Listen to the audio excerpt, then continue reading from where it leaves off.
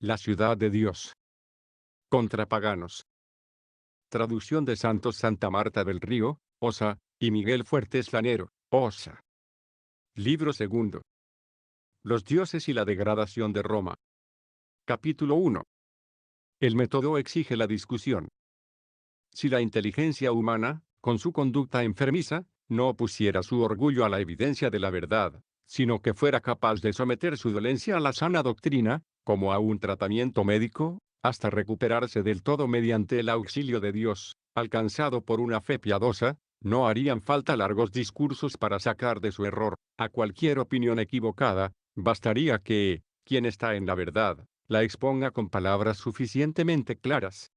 Pero ahora estamos ante el empeoramiento más negro, de la enfermedad insensata de los espíritus. Se empeñan en defender sus estúpidas ocurrencias, como si fueran la razón y la verdad personificadas, y esto incluso, después de razonar todos los argumentos que un hombre puede dar a otro hombre. No sé si es por una superlativa ceguera, que no deja vislumbrar ni lo más claro, o por la más obstinada testarudez, que les impide admitir lo que tienen delante.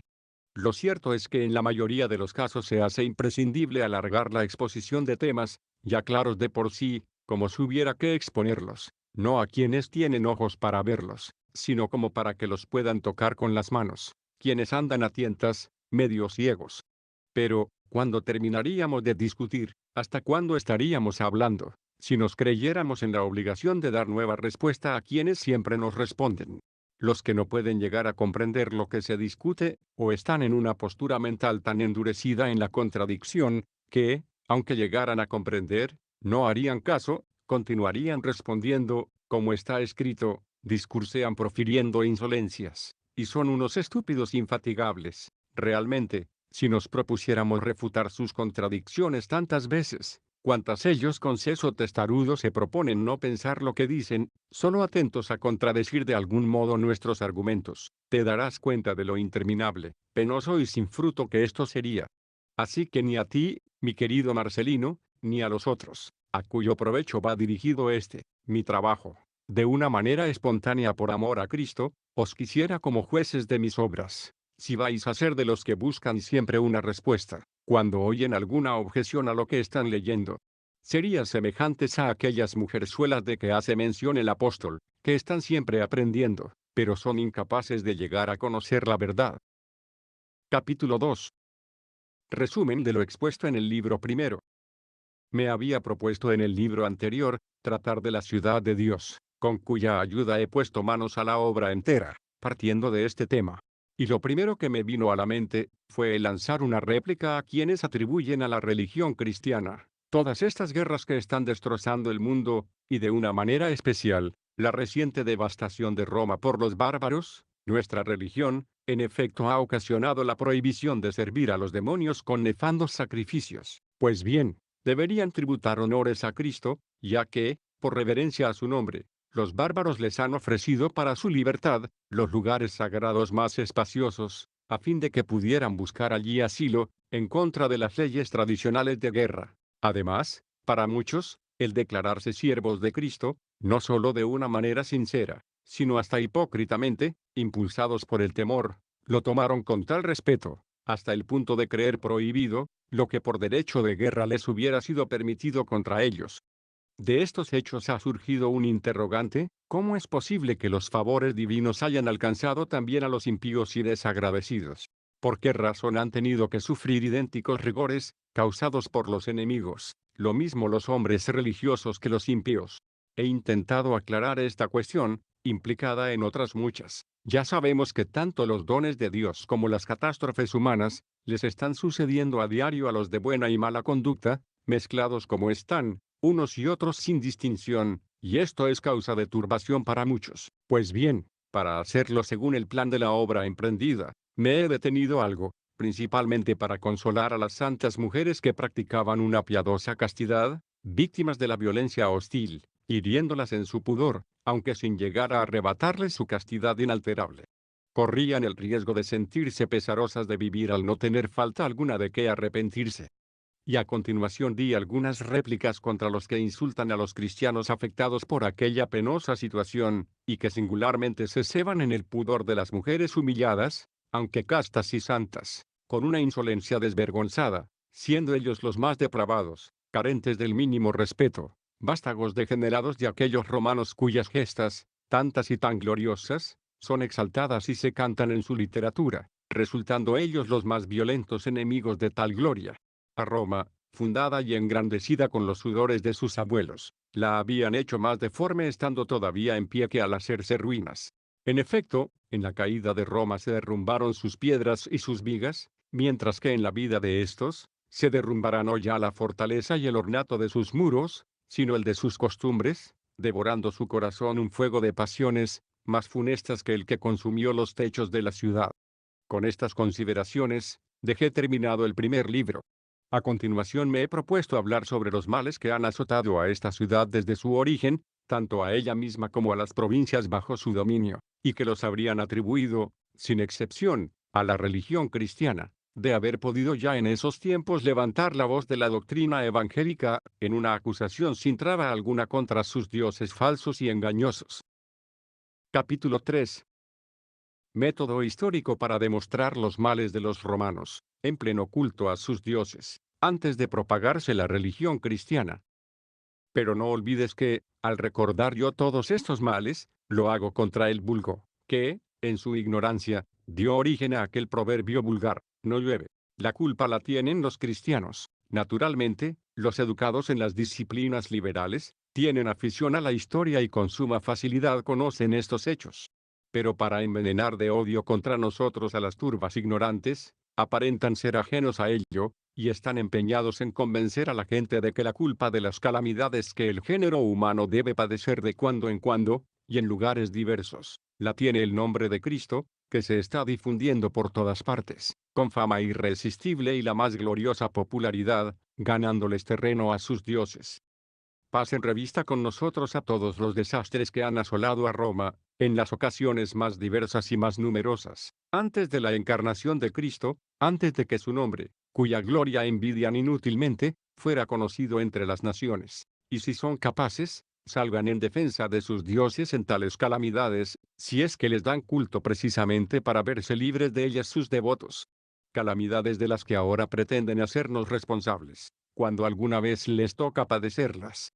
¿Por qué han permitido sus dioses que las desgracias de que voy a hablarles hayan sucedido a sus devotos, antes de que el nombre de Cristo, hecho ya público, se les enfrentara y les prohibiese sus sacrificios? Capítulo 4. Ningún precepto sobre la vida honrada recibieron de los dioses sus servidores. Incluso en sus actos de culto, se celebraban torpezas.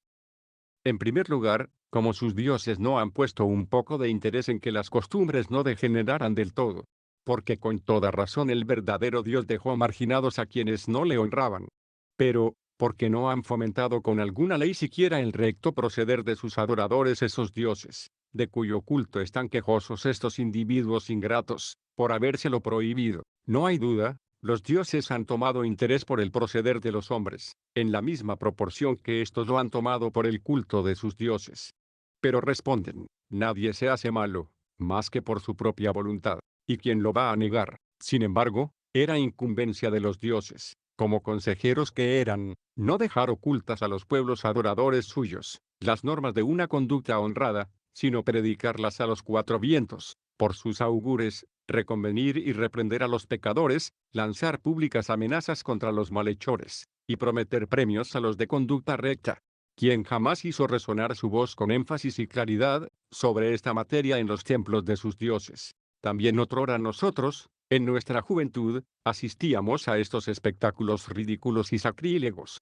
Contemplábamos a los poseídos, escuchábamos a los concertistas, nos deleitábamos en las infames representaciones que se hacían en honor de dioses y diosas, de la Virgen Celeste y de Berecintia, la madre de todos ellos. El día solemne de su purificación, canturreaban los más viles comediantes ante su litera unas tales obscenidades, que se avergonzaría de oírlas, no digo ya la madre de los dioses, sino la madre de cualquiera de los senadores u hombres de bien.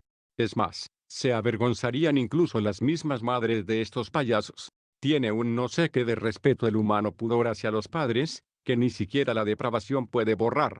Todas estas torpezas en palabras y gestos teatrales obscenos, que les hubiera abochornado ensayarlas en casa, Ante sus madres, las representaban a plena luz, ante la madre de todos los dioses, en presencia de una enorme multitud de ambos sexos que veía y oía todo esto. Si asistían alrededor, picados de curiosidad, no pudieron menos que alejarse de allí avergonzados y heridos en su pudor.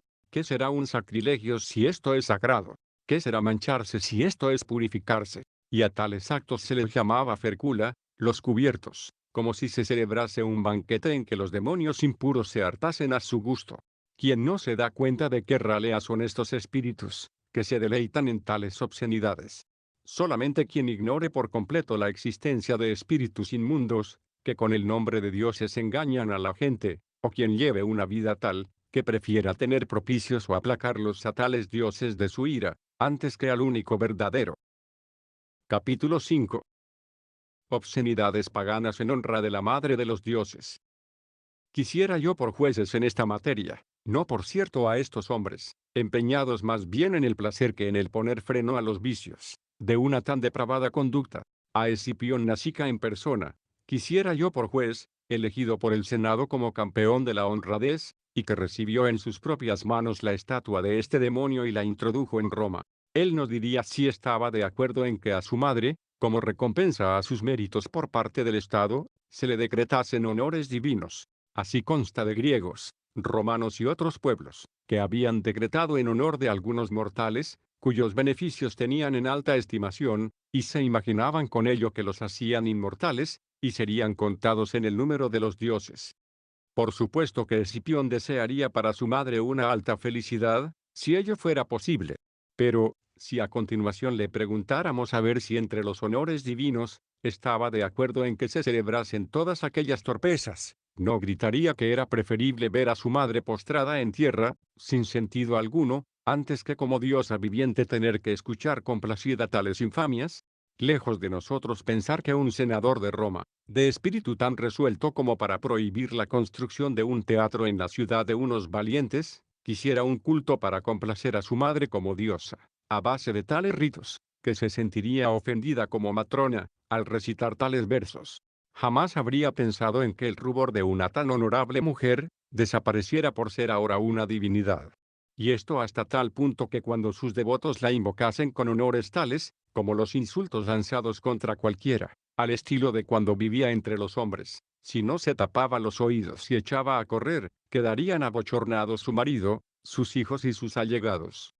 Y fue así como esta madre de los dioses, que se avergonzaría de tenerla por madre el hombre más perdido, eligió para sí el mejor ciudadano, no para ayudarlo con sus consejos y su protección, sino para engañarlo con sus ardides, al estilo de la mujer de quien está escrito, la mujer se adueña de la preciosa vida de los hombres. Con esta elección, aquel espíritu de tan alta nobleza, quedaba como poseído de este testimonio pseudo-divino, y, al tenerse él mismo por un hombre realmente muy virtuoso, dejaba de buscar la piedad y la religión auténticas, sin las cuales el orgullo humano vacía y echa por tierra los caracteres más dignos de elogio. ¿Cómo, pues, iba a elegir esta diosa, si no es arteramente, a un tan virtuoso varón, siendo sus preferencias para las ceremonias sagradas, unas tales obscenidades que los hombres más honrados rechazan sus banquetes?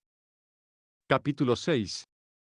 Los dioses paganos jamás dictaron normas de buena conducta. Consecuencia lógica, es que a estas deidades no les ha importado nada la vida y costumbres de las ciudades y pueblos donde eran adoradas. Permitían sin la menor prohibición ni amenaza, que unas plagas tan horrendas se adueñasen, no ya de sus campos y de sus viñas, ni que entrasen en casa o atacasen a su dinero, ni siquiera en su propio cuerpo, sometido al espíritu. Se trata ya del mismo espíritu, del rector mismo de nuestro cuerpo, que llega a corromperse del todo. Y si esto lo prohibían, que se demuestre, que nos aduzcan pruebas y que se dejen de soplarnos al oído, no sé qué susurros de un número insignificante de paganos sobre una misteriosa religión recibida de los antepasados, donde se aprendería la rectitud de vida y la castidad. Esto no basta.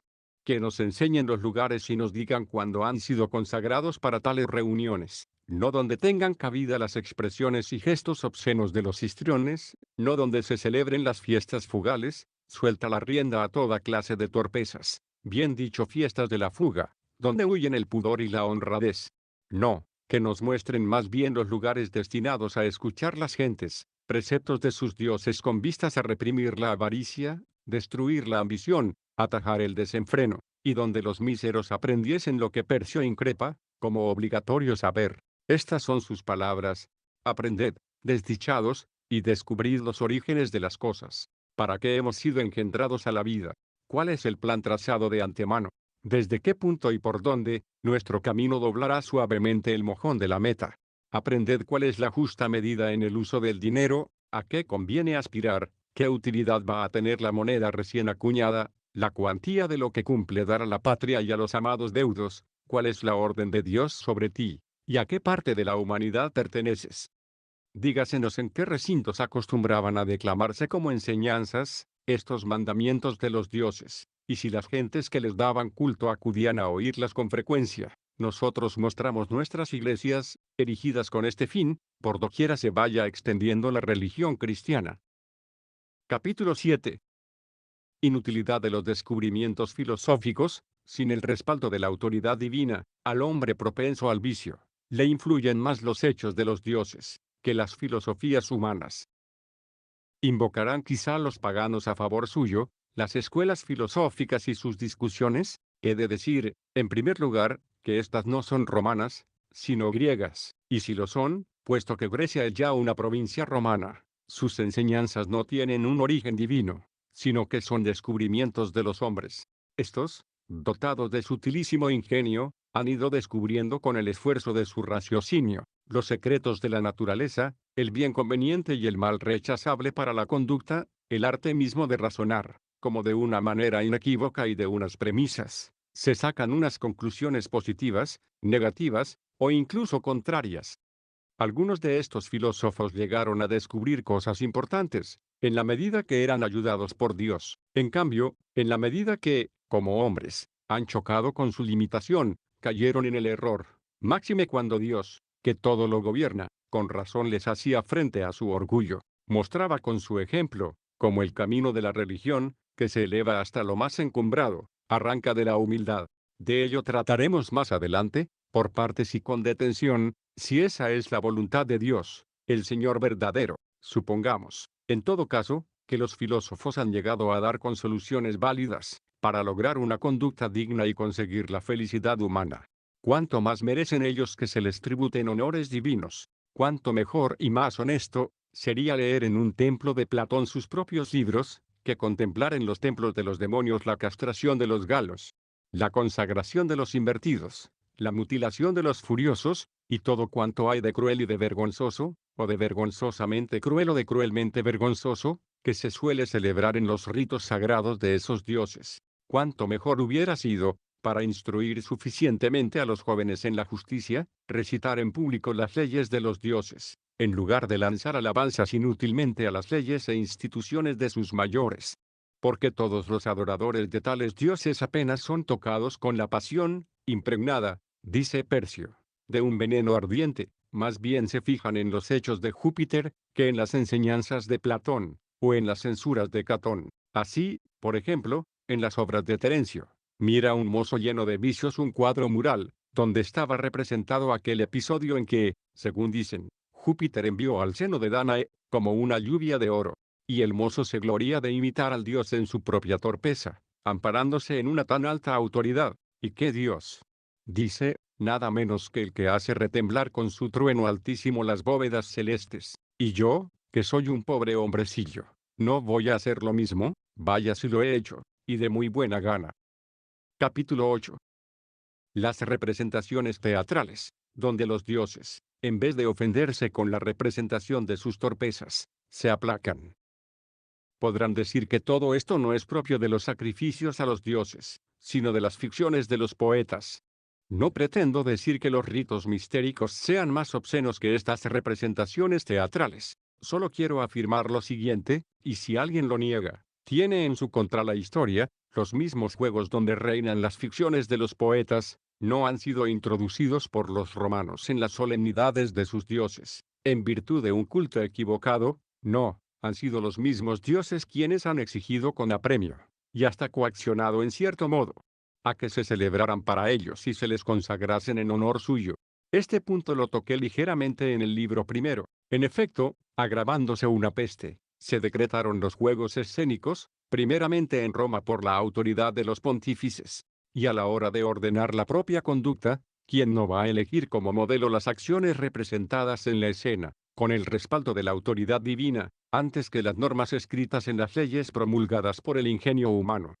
Y si los poetas nos han engañado presentándonos a un Júpiter adúltero, los dioses, tan castos, naturalmente, deberían haberse vengado, llenos de ira no por la negligencia en la representación, sino por haber representado en escena a los humanos tales atrocidades, siendo pura ficción. Y lo más tolerable de las representaciones teatrales, son las comedias y las tragedias, es decir, las ficciones de los poetas, destinadas a la representación en las tablas, con muchas escenas torpes, por cierto, en cuanto a su argumento, pero sin las frases obscenas de otras muchas composiciones, como las que forman parte de los estudios, llamados honestos y liberales, y que los viejos obligan a leer y aprender a los niños. Capítulo 9. Opinión de los antiguos romanos sobre la represión de la libertad poética. Los griegos la permitieron, siguiendo el parecer de los dioses. Sepamos cuál fue la opinión de los antiguos romanos en este punto, y es Cicerón, quien nos lo transmite en su obra sobre la República, donde Escipión, en una disputa, dice: jamás las comedias hubieran podido representar con éxito sus vilezas en los teatros, si la conducta de entonces no estuviera de su parte. Ya los griegos, más antiguos que los romanos, guardaron una cierta lógica en su viciada opinión. Estaba permitido entre ellos, incluso sancionado por la ley, el poder airear en la comedia, citando su nombre, lo que al poeta le pareciera bien, de quien quiera que fuese. Por eso, como dice en la misma obra, el africano, ¿a quién no ha mancillado la comedia? ¿A quién no ha dejado en feo? ¿Quién ha conseguido escaparse de ella? Bien está que se haya metido con hombres tristemente famosos, revoltosos para el Estado, como Cleón, Cleofonte, o Hipérbolo. Pase, dice Escipión, aunque esta clase de ciudadanos debe ser puesta en evidencia por el censor, más bien que por un poeta. Pero aún Pericles, que había gobernado su propio estado con la más alta magistratura durante tantos años en paz y en guerra, verlo ultrajado en unos versos, representados en escena, es tan indignante como si nuestro Plauto o Nevio quisieran denigrar a un Publio y a un Leo Escipión, o Cecilio a un Marco Catón. Y añade un poco más abajo: en cambio, nuestras 12 tablas, tan remisas en dictar la pena capital, sí eran favorables a ella cuando alguien cantase o compusiese un poema atentando al honor o a la reputación de alguien. Muy bien. Al juicio de los magistrados y a sus legítimas decisiones, debe exponerse nuestra vida, no a las ocurrencias de los poetas. Y no debemos dejarnos decir ni un solo ultraje más, que a condición de poder responder y defendernos judicialmente. He creído conveniente citar textualmente este párrafo del libro cuarto de la República, suprimiendo o cambiando algunos detalles para su mejor comprensión. Viene muy al caso de lo que intento explicar, si me es posible. Dice algunas otras cosas a continuación, y concluye este pasaje poniendo en evidencia, como a los antiguos romanos les parecía muy mal que un hombre fuese en vida ensalzado o vituperado en el teatro. A los griegos, en cambio, como dije antes, el permitirlo les parecía más normal, aunque fuera menos pudoroso. Y es natural, veían que los dioses aceptaban y les divertían las infamias, no solo de los hombres, sino de los mismos dioses, compuestas para el teatro, fueran ficciones de los poetas o perversidades auténticas representadas en las tablas. Y ojalá éstas provocaran solo la risa en sus adoradores y no la imitación. Demasiado orgullo hubiera sido respetar la reputación de las autoridades del Estado y de sus compatriotas, cuando ni sus deidades quisieron el respeto a su propia fama. Capítulo 10. Ardides de los demonios, para causar daño por medio de la narración de sus crímenes, sean falsos o verdaderos. Dicen nuestros adversarios en su defensa, que todo lo dicho contra sus dioses son falsedades e invenciones. Pues bien, esto agrava aún más su perversidad, desde el punto de vista de una auténtica piedad. Y con respecto a la malicia de los demonios, ¿hay algo más redomado, algo más astuto para hacer caer en la trampa? Si se lanza una calumnia contra un jefe de Estado honrado y capaz, no es tanto más despreciable, cuanto más alejado de la verdad y contrario a su conducta. ¿Qué tormenta sería proporcionado, cuando es a un Dios a quien se hace una tan abominable y tan alta injuria? Pero los espíritus malignos, que para ellos son dioses, permiten a los hombres atribuirles fechorías, incluso no cometidas por ellos, mas a condición de que sus almas se dejen envolver por estas creencias como por una red, y así arrastrarlos consigo al suplicio que les está destinado. O también puede que algunos hombres hayan cometido estos crímenes, y se gocen en ser tenidos por dioses, ellos que se regodean en los humanos errores, y con esta intención se proponen a sí mismos como dignos de culto, con mil ardides dañinos y engañosos. Puede también que tales vilezas no hayan sido cometidas por hombre alguno, pero de buen grado estos espíritus taimados, aceptan el que se inventen cosas semejantes de las deidades. Así se cometerán tales atrocidades y torpezas, asusadas por el ejemplo de una autoridad tan competente como esta, bajada del mismo empíreo, a los griegos, al verse esclavos de semejantes divinidades, ridiculizadas en los teatros tantas veces y con tamañas imposturas, les pareció del todo improcedente quedar ellos mismos a salvo de las ficciones poéticas, sea porque aspiraban a ser como sus dioses, incluso hasta en este punto, sea por el miedo de provocar su cólera, si buscaban ellos una mejor reputación, y, por lo tanto, cultivaban un cierto aire de superioridad sobre sus dioses. Capítulo 11. Actores admitidos entre griegos a la administración del Estado. Sería injusto despreciar a quienes aplacan a los dioses. Dentro de esta misma conveniencia de que venimos hablando, se encuentra el hecho de que a los actores de tales farsas, los creyeron dignos del alto honor de la ciudadanía, y así, según nos recuerda el citado libro de la República, 4:13, el ateniense Esquines, orador de primera talla, después de ser actor de tragedias en su juventud, tomó las riendas del Estado. Asimismo, Aristodemo, actor trágico, también fue varias veces embajador de Atenas ante Filipo, para tratar los más graves asuntos civiles y militares. Les pareció lógico que los actores del arte y los juegos escénicos, en los que hallaban su complacencia los dioses, estuvieran excluidos del montón de ciudadanos tachados de infamia. Vergonzoso es esto para los griegos, pero plenamente de acuerdo con sus dioses. No tuvieron arrestos para prohibir que la lengua de poetas e historiadores lacerase la vida de sus compatriotas. Se explica, estaban viendo que se metía hasta con la misma vida de los dioses, con pleno consentimiento y aprobación de ellos. Así que, lejos de sentir la ciudad desprecio hacia los actores de tales torpezas en los teatros, viendo lo agradables que resultaban a los dioses, sus dueños, los consideraron acreedores de los honores máximos. En efecto, ¿qué motivos podrían hallarse para honrar a los sacerdotes, que ofrecían en su nombre víctimas agradables a los dioses, y considerar como infames a los actores teatrales? Por ellos habían aprendido a brindar este placer a los dioses que lo reclamaban para sí, y, en caso de omisión, hubieran sufrido las consecuencias de su cólera. Así, por ejemplo, Labeón, considerado como el más experto en esta materia, distingue divinidades buenas y malas por la diversidad del culto. Asegura que a las malas se las aplaca con sangre y con fúnebres súplicas, mientras que a las buenas con homenajes alegres y festivos, como son, dice él, los juegos, los banquetes, los lectisternios. De todo ello, sea como quiera, haremos más adelante, con la ayuda de Dios, un detenido examen. Por el momento, sea que se tributen todas las honras a todos los dioses sin distinción, como si fueran buenos, no parece bien que haya dioses malos, y, sin embargo, todos estos dioses, al ser espíritus impuros, son malos sin excepción, o sea que se les brinden determinados honores, y a cada uno según su clase, siguiendo el parecer de Labeón, están en lo cierto los griegos, al honrar tanto a los sacerdotes, ministro de los sacrificios, como a los actores que exhiben los espectáculos. Así, en el caso de que a todos los dioses les guste el teatro, evitan ser culpables de injusticia ante todos ellos, y, lo que sería más grave, ante los dioses, en su opinión, buenos, si son estos únicamente los aficionados a tales representaciones. Capítulo 12. Los romanos se han tenido a sí mismos por mejores que sus dioses, al prohibir a los poetas, respecto de los hombres, lo que les permitieron de los dioses.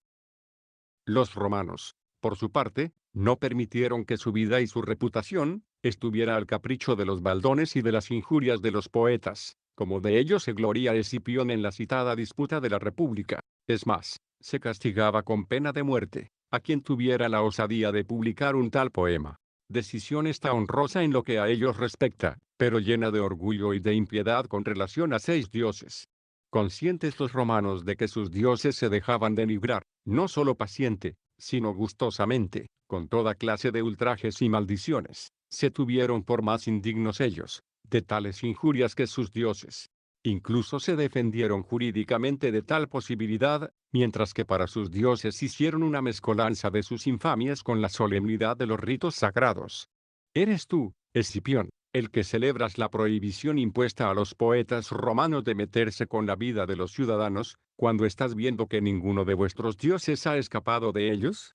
¿Te parece que es más digno de estima vuestro senado que el Capitolio, más aún Roma sola, que el cielo entero, puesto que los poetas están impedidos hasta legalmente de emplear su envenenada lengua contra tus compatriotas, mientras que contra tus dioses pueden tranquilamente lanzar toda clase de afrentas, sin que haya senador, ni censor, ni autoridad, ni pontífice que le ponga trabas? Indignamente, a todas luces, sería que un Plauto o un Nevio lanzaran imprecaciones contra Publio, o contra Neo Escipión, o que contra Marco Catón lo hiciera un Cecilio. ¿Y acaso fue más digno que vuestro Terencio excitara las perversas inclinaciones de la mocedad a través de los vicios de Júpiter? Capítulo 13. Como no entendieron los romanos que sus dioses, ansiosos de un culto tan lleno de vilezas, eran indignos de honores divinos. Si Escipión viviera, me daría quizá esta respuesta: ¿cómo vamos a renunciar a la impunidad de tales vejaciones, cuando los mismos dioses la han querido elevar a la dignidad de rito sagrado? ¿No han sido ellos quienes introdujeron en las costumbres romanas el teatro, donde todas estas ignominias tienen rango de celebración, y se las recita y se las representa? ¿No han dado ellos orden de que todo esto sea consagrado y exhibido en su honor? Y yo pregunto, ¿cómo es posible que los romanos no hayan llegado a darse cuenta, por todo esto, de que los suyos no son dioses, y, menos aún, dignos de que un Estado les tribute honores divinos? Porque si hubieran exigido representaciones ultrajantes para los romanos, hubiera sido de todo punto inconveniente el darles culto, y, desde luego, totalmente inútil. Entonces, ¿cómo han llegado a ver la urgencia de tal culto? ¿Cómo no han descubierto que se trata de espíritus nefastos, con hambre de hacer caer en la trampa a los humanos, exigiendo que, mezclados con sus honores, se celebren también sus crímenes? Los romanos estaban, es verdad, bajo la superstición, hasta llegar a dar culto a unos dioses que ante sus ojos elegían para su propio honor, la consagración de las obscenidades teatrales. Con todo, conscientes de su amor propio y de un cierto pudor, nunca permitieron honrar a los actores de tales farsas, como lo hicieran los griegos. Antes bien, oigamos las palabras del mismo Escipión en la obra de Cicerón: llegaron a tener como un baldón el arte de la comedia y el teatro todo, de manera que decidieron no solo mantener alejados de todo cargo honorífico, propio de cualquier ciudadano a esta clase de hombres, sino apartarlo de su tribu por certificación infamante del censor. Admirable sabiduría esta de los romanos, digna de los mayores elogios. Pero me gustaría verla más fiel y consecuente consigo misma.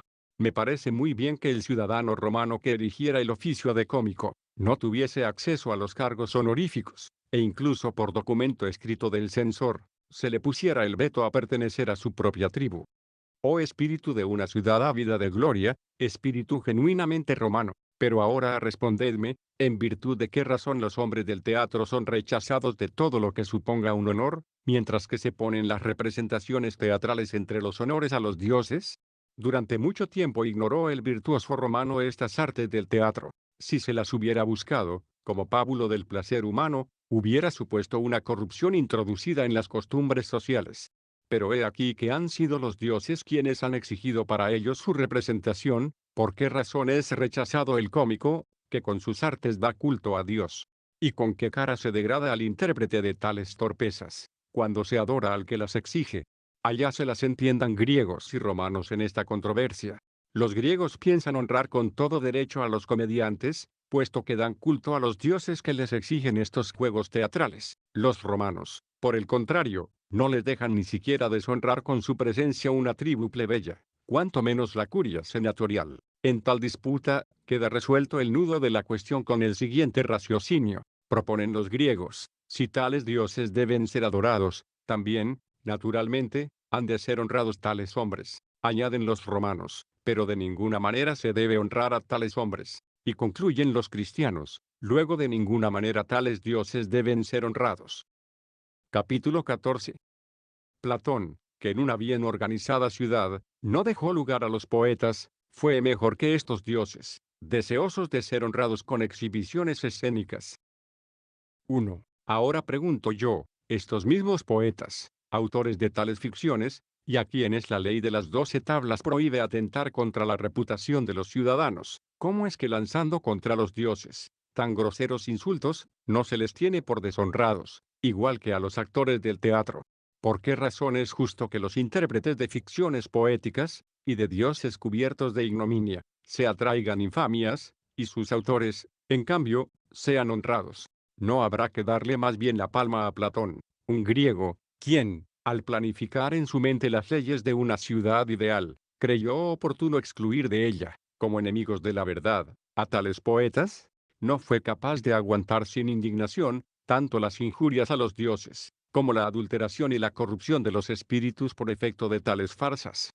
Y ahora hace una comparación entre la humanidad de Platón, que se propone expulsar de su ciudad a los poetas, para salvaguardar de tales artimañas a sus habitantes, con la divinidad de los dioses, quienes en su honor reclaman los juegos escénicos.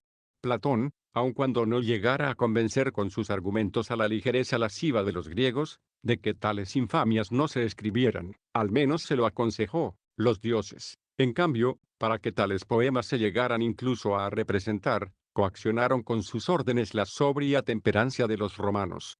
Y no se contentaron con la mera representación de estas escenas, sino que las quisieron dedicadas, consagradas y celebradas solemnemente en su honor. Y ahora, ¿a quién decretará la ciudad más honradamente los honores divinos? A Platón, que puso el veto a tales espectáculos indecentes y nefastos, o a los demonios, jubilosos de hacer caer en esta trampa a los hombres, y a quienes él no había podido convertir a la verdad?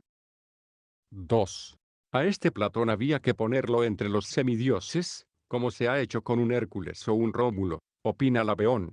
Tengamos en cuenta que para él los semidioses son superiores a los llamados héroes. En todo caso, coloca ambos rangos entre las divinidades. Y yo, por mi parte, no dudo un instante en colocar a este tal semidios, no solo por encima de los héroes, sino incluso por encima de los mismos dioses. Las leyes romanas, por su parte, tienen un parecido a los razonamientos de Platón. Él condena toda ficción poética, ellas le privan al poeta, al menos de injuriar a capricho a la gente. Platón aleja a los poetas de la convivencia ciudadana, y las leyes romanas hacen otro tanto con los actores de tales creaciones poéticas, y de todas partes los arrojarán, quizá, si tuvieran la osadía de oponerse en algo a los dioses, y ávidos de exhibiciones teatrales. No pueden, en absoluto, los romanos esperar de sus dioses leyes que ayuden a la formación de buenas costumbres, y a la corrección de las pervertidas. En realidad, son los romanos quienes tienen dominados y sometidos a los dioses por sus propias leyes.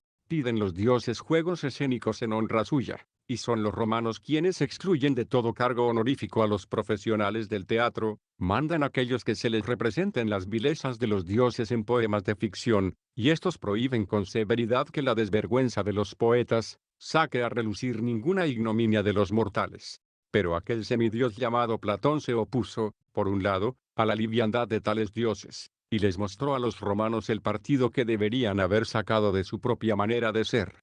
Él no toleró en una ciudad perfectamente organizada la presencia de los poetas, sea como inventores de mentiras a capricho, sea como exhibidores de la pésima conducta de los dioses, proponiéndola como digna de imitación ante los míseros humanos. No es que presentemos nosotros a Platón como un dios ni como un semidios, ni tampoco lo comparamos con ningún santo ángel del Dios Altísimo, ni con un profeta de los verdaderos, ni con ningún apóstol o mártir de Cristo, ni con hombre cristiano alguno. En su lugar daremos explicación de nuestro parecer sobre él, si Dios nos ayuda. Pero, dado que ellos han querido hacer de Platón un semidios, creemos debe ser antepuesto, si no a un Rómulo y a un Hércules, por más que de él, ni historiador alguno haya atestiguado, ni poeta inventado un fratricidio o fechoría de alguna clase, sí a un Príapo, desde luego, o a algún cinocéfalo, o, en último término, a Fiebre, divinidades estas en parte consagradas como propias, en parte advenedizas, que los romanos incorporaron a las suyas. Como unos dioses de tal calaña iban a salir al paso con leyes y normas buenas, contra tan grave corrupción de las conciencias y de la conducta. ¿Cómo se iban a preocupar de prevenir, si el mal estaba al acecho, o de extirpar, si el mal estaba arraigado ya en el hombre? Ellos que estaban pendientes de sembrar y hacer crecer las ruindades, difundiéndolas como suyas, lo fueran o no en realidad, a través de las celebraciones teatrales. De esta manera, el fuego de la humana pasión, ya rastrera de por sí, estaría atizado como por una autoridad divina. Ya puede Cicerón exclamar, cuando habla de los poetas, cuando les llega, dice, el turno de los aplausos clamorosos del pueblo, como si se tratara de un célebre y sabio maestro, qué tinieblas esparcen tan oscuras, qué terror inspiran, qué pasiones encienden. Capítulo 15.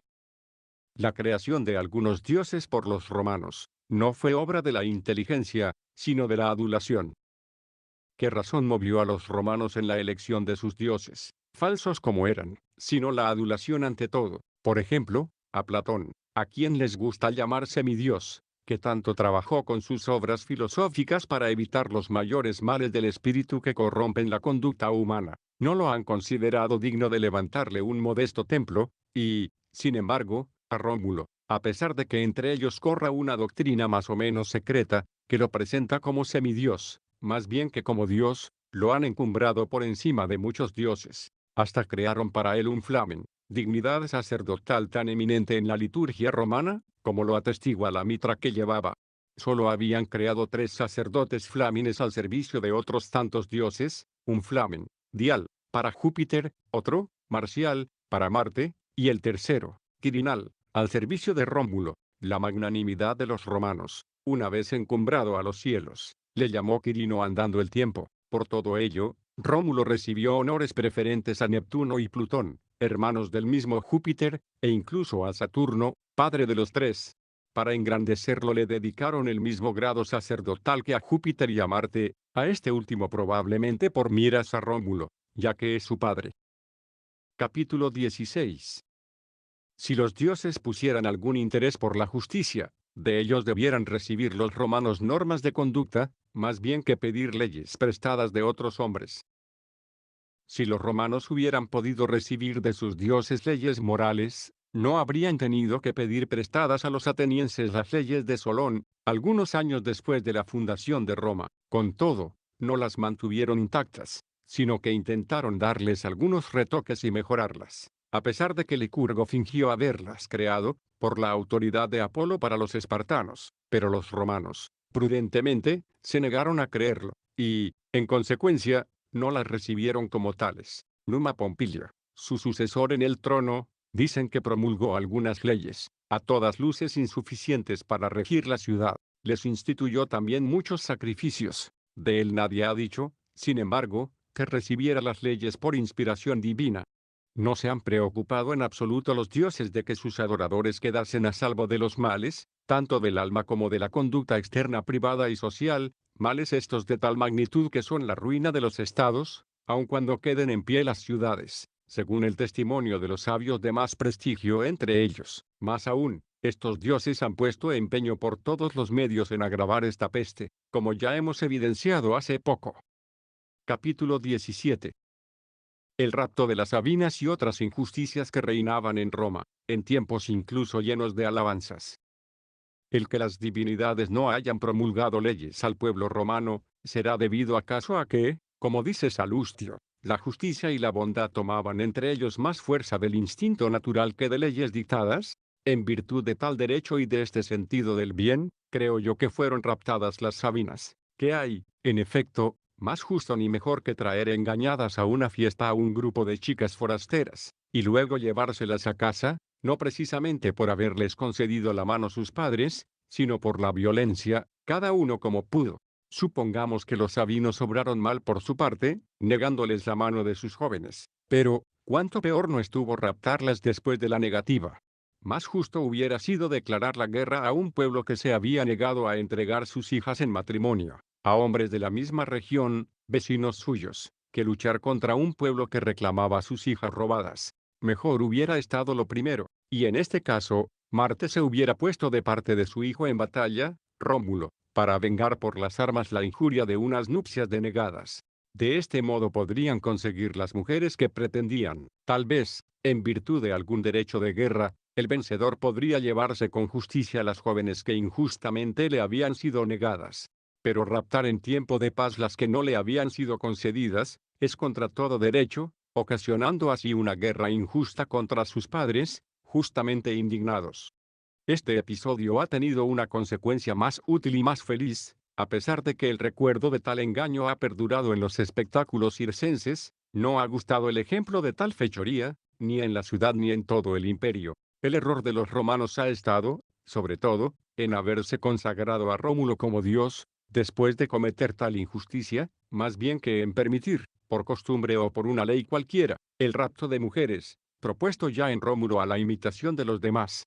En virtud de este derecho y buen natural, después de la expulsión del rey Tarquinio con sus hijos, uno de los cuales había violado brutalmente a Lucrecia, el cónsul Junio Bruto obligó a Lucio Tarquinio Colatino, marido de esta misma Lucrecia, colega suyo, un hombre íntegro y sin tacha, a deponer su magistratura. Lo hizo por su nombre y parentela con los Tarquinios, no permitiéndole tampoco tener su domicilio en Roma. Esta injusticia se cometió con la aprobación, o al menos con el consentimiento, del pueblo que le había conferido el consulado, lo mismo que a Bruto.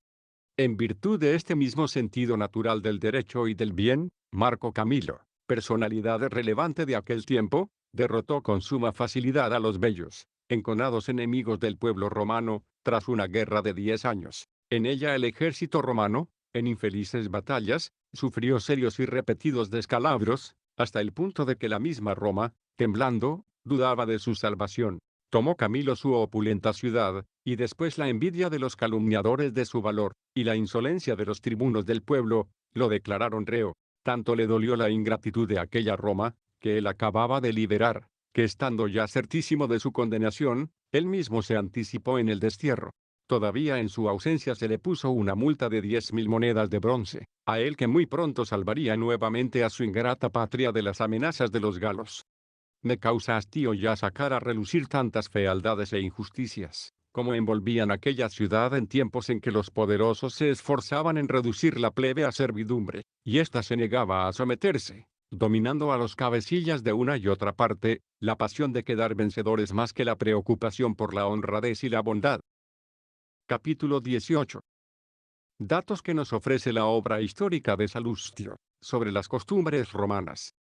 1. Seré yo, pues, más parco en mis palabras y ofreceré preferentemente el testimonio de Salustio, el que pronunció en alabanza de los romanos la frase que dio origen a los párrafos anteriores: la justicia y la bondad tomaban entre ellos más fuerza del instinto natural, que de leyes dictadas. Magnificaba así los tiempos aquellos en que, tras la expulsión de los reyes, Roma se extendió enormemente en un período de tiempo increíble, pero es él mismo también, quien en el primer libro de sus historias, ya desde el mismo comienzo, confiesa que incluso entonces, cuando el Estado, de monarquía que era, pasó a manos de los cónsules, poco tiempo después las injusticias de los más poderosos provocaron una ruptura entre el pueblo y el Senado, amén de otras discordias dentro de la ciudad.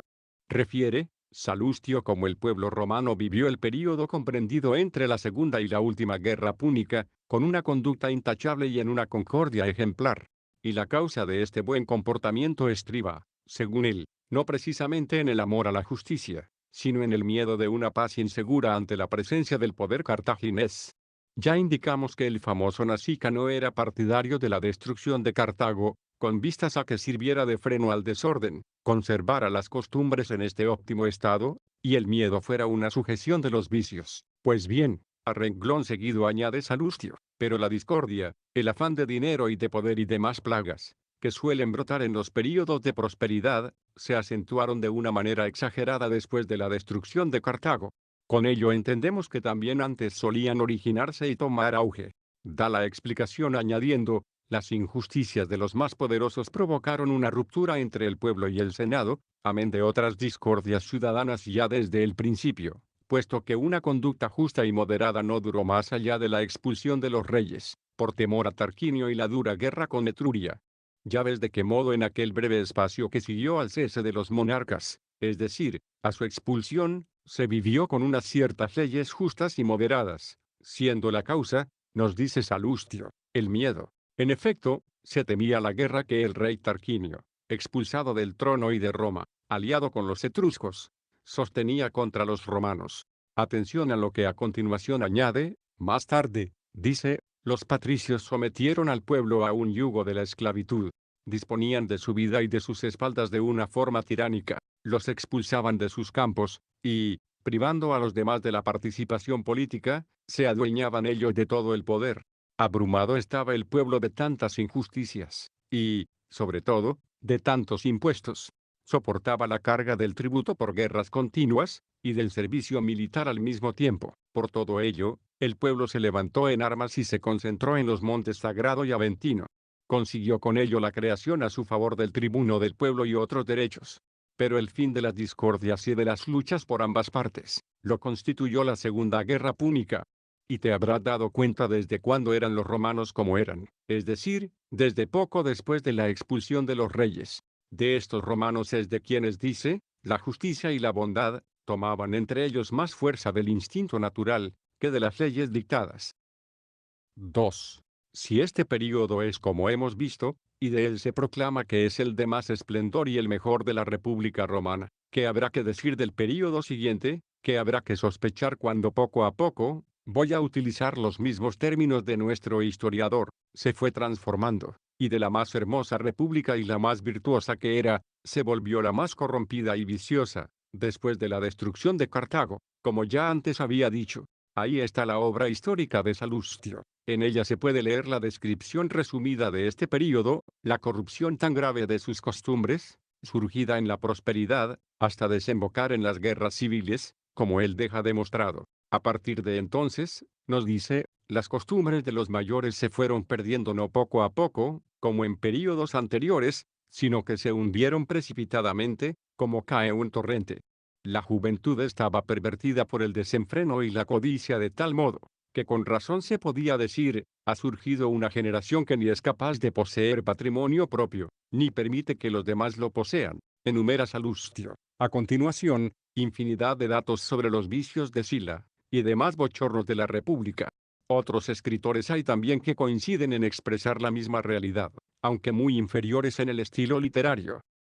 3. Te habrás dado cuenta, creo, y cualquiera que repare en ello lo verá sin dificultad, en qué lodazal de inmundicias morales había caído aquella ciudad, antes de la venida de nuestro celestial Rey. En realidad, todo esto tuvo lugar no solo antes de que Cristo, presente en nuestra carne mortal, comenzase su enseñanza, sino antes incluso de nacer de la Virgen. Pues bien, si todos estos enormes males de aquellos períodos de su historia, más tolerables en un principio, intolerables ya y horrendos a partir del aniquilamiento de Cartago, no se atreven a imputárselos a sus dioses, que con artera malicia inoculaban en las mentes humanas formas de pensar de donde brotase, como en terreno abonado, la maleza salvaje de tales vicios. ¿Cómo es que los males de nuestra época se los imputan a Cristo, quien con su doctrina salvadora prohíbe dar culto a dioses falsos y engañosos, detesta y condena, y con divina autoridad, todas estas desviaciones humanas, nocivas y escandalosas, formando su propia familia, a la que por todas partes va apartando poco a poco de esta corrupción, en un mundo que se tambalea y se derrumba, y con lo cual va fundando una ciudad eterna, la más gloriosa, no por el aplauso de vanas superficialidades, sino por el valor auténtico de la verdad. Capítulo 19. Corrupción de Roma antes de que Cristo haya hecho desaparecer el culto a los dioses.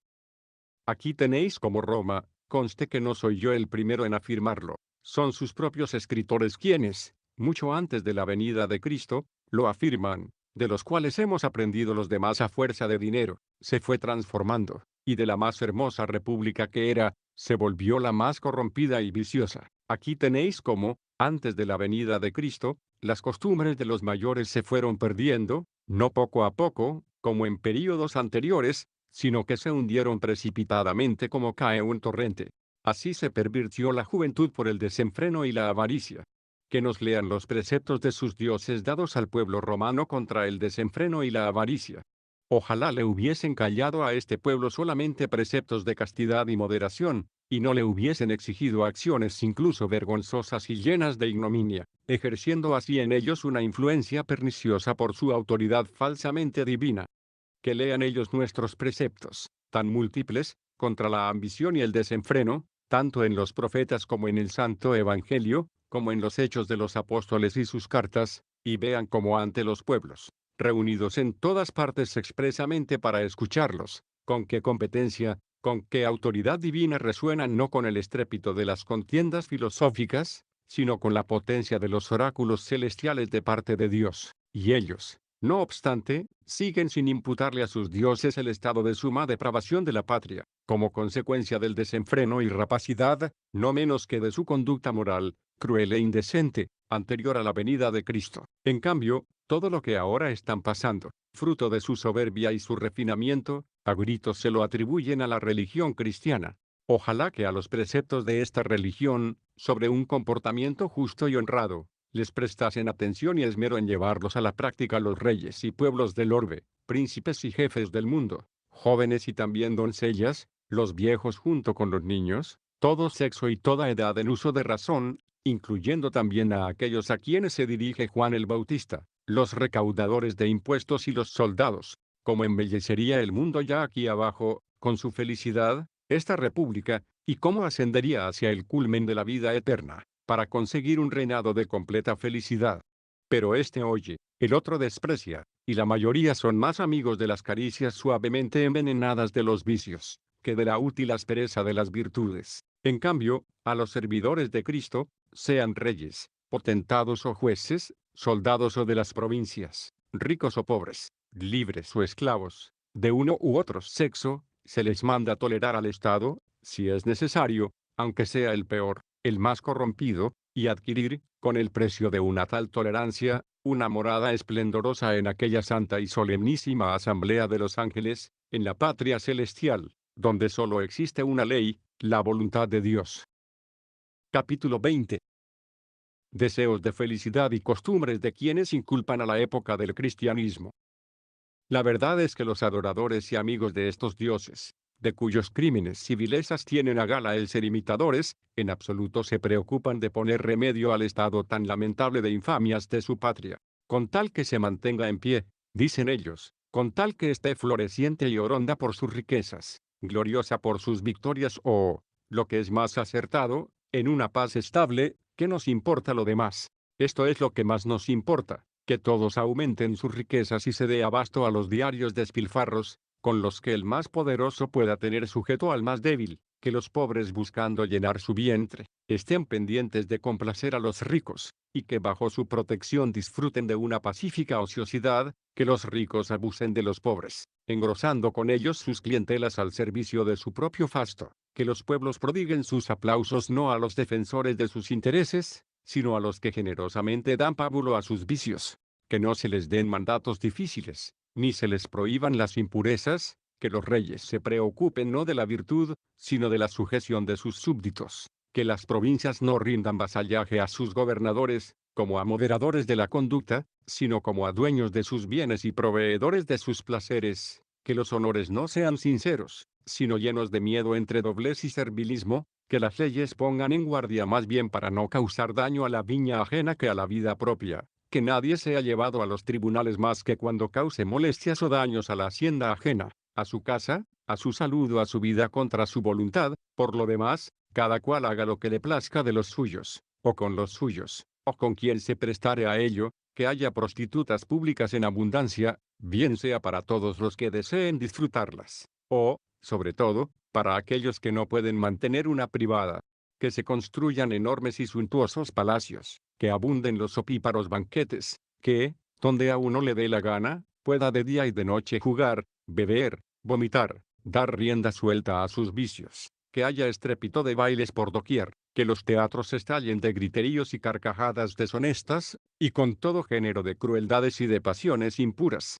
Sea tenido como enemigo público la persona que sienta disgusto ante tal felicidad, y si uno intentara alterarla o suprimirla, que la multitud, dueña de su libertad, lo encierre donde no se le pueda oír, lo echen, lo quiten del mundo de los vivos.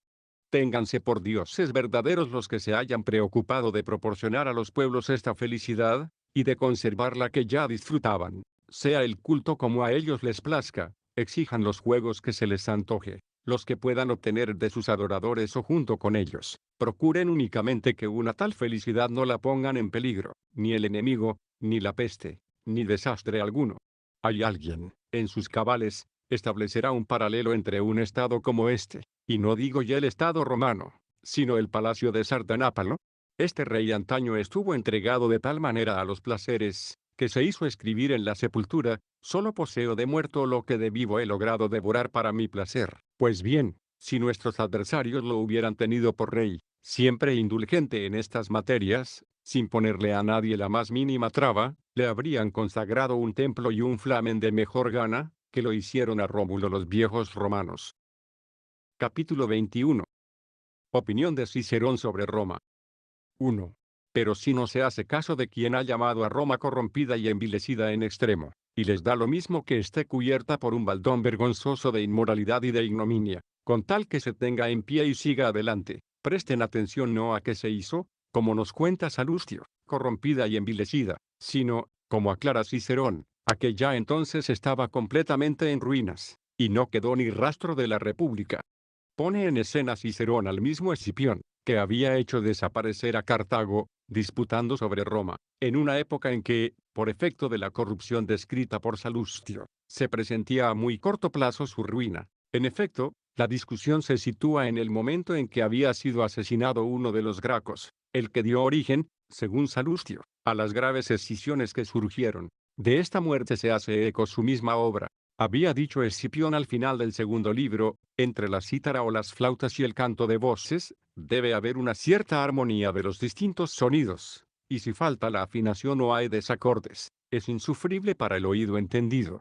Pero también esa misma armonía se logra mediante un concierto ordenado y artístico de las voces más dispares. Pues bien, de este mismo modo, concertando debidamente las diversas clases sociales, altas, medias y bajas, como si fueran sonidos musicales, y en un orden razonable, logra la ciudad realizar un concierto, mediante el consenso de las más diversas tendencias. Diríamos que lo que para los músicos es la armonía en el canto, eso es para la ciudad la concordia, vínculo el más seguro, y el mejor para la seguridad de todo Estado, y, sin justicia, de ningún modo puede existir la concordia.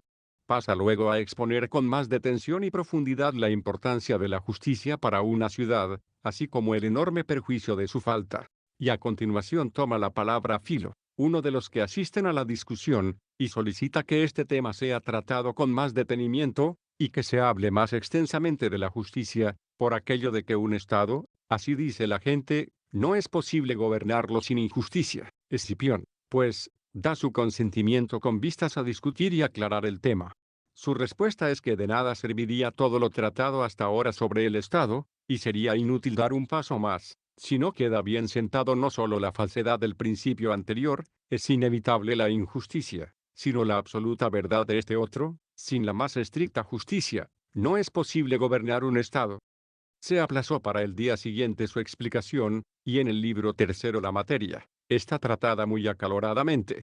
Filo tomó en la disputa el partido de quienes opinan que no es posible gobernar sin injusticia, dejando bien claro que su opinión personal era muy otra, y con toda claridad empezó a defender la injusticia contra la justicia, como si tratase realmente de demostrar con ejemplos y aproximaciones que aquella era de interés para el Estado, y ésta, en cambio, de nada le servía. Entonces, a ruegos de todos, emprendió Lelio la defensa de la justicia, afirmando, con toda la intensidad que pudo, que nada hay tan enemigo de una ciudad como la injusticia, y que jamás un Estado podrá gobernarse o mantenerse firme, si no es con una estricta justicia. 2. Pareció este tema suficientemente tratado, con lo que Escipión reanuda su interrumpido discurso. Evoca y encarece su breve definición de república: es una empresa del pueblo, había dicho él, y puntualiza que pueblo no es cualquier grupo de gente, sino la asociación de personas basada en la aceptación de unas leyes, y en la comunión de intereses.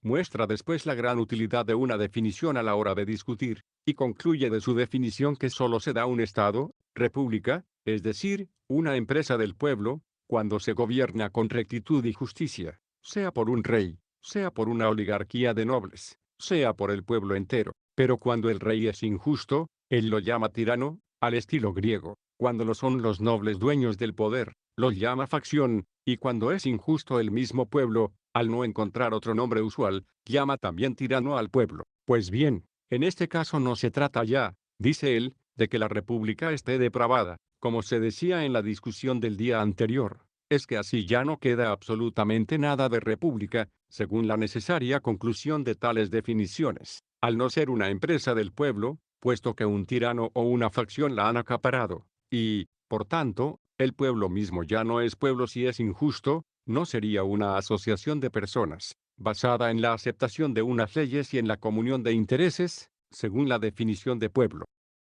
3.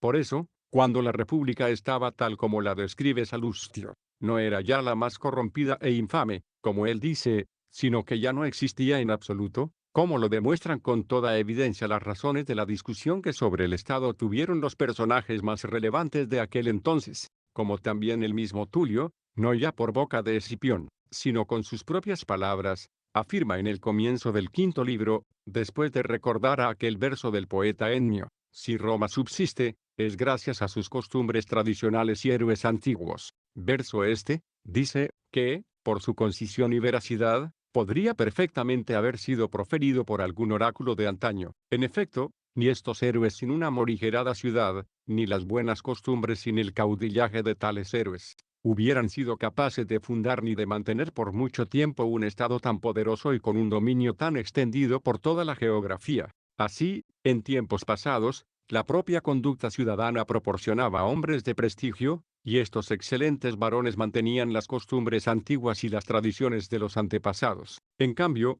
nuestra época ha recibido el Estado, como si fuera un precioso cuadro, pero algo desvaído por su antigüedad. Y no solamente se ha descuidado en restaurarlo a sus colores originales, sino que ni se ha preocupado siquiera de conservarle los contornos de su silueta. ¿Qué queda de aquellas viejas costumbres que mantenían en pie, dice el poeta, el Estado romano? Tan enmohecidas las vemos del olvido, que no solo no se las fomenta, sino que ya ni se las conoce. Y de los hombres, ¿qué diré? Precisamente por falta de hombría han perecido aquellas costumbres. Desgracia tamaña de la que tendremos que rendir cuentas, más aún, de la que de algún modo tendremos que excusarnos en juicio, como reos de pena capital, por nuestros vicios, no por una mala suerte. Mantenemos aún la república como una palabra, la realidad mucho tiempo a que la hemos perdido. 4. Esto confesaba Cicerón mucho después, es verdad, de la muerte del africano, haciéndole discutir sobre el Estado en su obra, pero ciertamente antes de la venida de Cristo. Si estos pareceres hubieran sido expresados después de la difusión y victoria del cristianismo, ¿qué pagano dejaría de imputar tal decadencia a los cristianos? ¿Y por qué entonces los dioses no se preocuparon de que no pereciese y se perdiera aquella república que Cicerón, mucho antes de la venida de Cristo en carne mortal, con acentos tan lúgubres deplora haber sucumbido? Miren a ver los admiradores que ella tiene, como fue incluso en la época de antiguos héroes y viejas costumbres, a ver si estaba vigente la auténtica justicia, o tal vez ni siquiera entonces estuviera viva por sus costumbres, sino apenas pintada de colores, cosa que el mismo Cicerón, sin pretenderlo, expresó al exaltarla. Pero esto, si Dios quiere, lo trataremos en otro lugar. Me esforzaré en su momento por demostrar que aquel no fue nunca estado auténtico, república, porque en él nunca hubo auténtica justicia.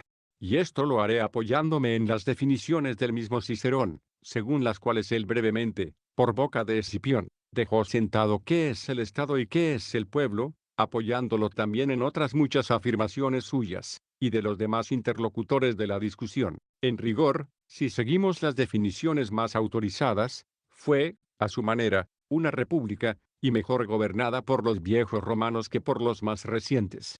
La verdadera justicia no existe más que en aquella república cuyo fundador y gobernador es Cristo, si es que a tal patria nos parece bien llamarla así, república, puesto que nadie podrá decir que no es una empresa del pueblo, y si este término, divulgado en otros lugares con una acepción distinta, resulta quizá inadecuado a nuestra forma usual de expresarnos. Sí es cierto que hay una auténtica justicia en aquella ciudad de quien dicen los sagrados libros, qué pregón tan glorioso para ti, ciudad de Dios. Capítulo 22. Descuido absoluto de los dioses, en evitar la ruina de Roma por su depravación moral. 1. Pero volviendo al tema que ahora nos ocupa, por más digna de elogios que se diga haber sido Roma en otros tiempos o ahora, según sus más sabios escritores, se había vuelto pervertida e infame en extremo. mucho antes ya de la venida de Cristo. Más aún, ya no existía, había muerto del todo por efecto de su corrupción moral.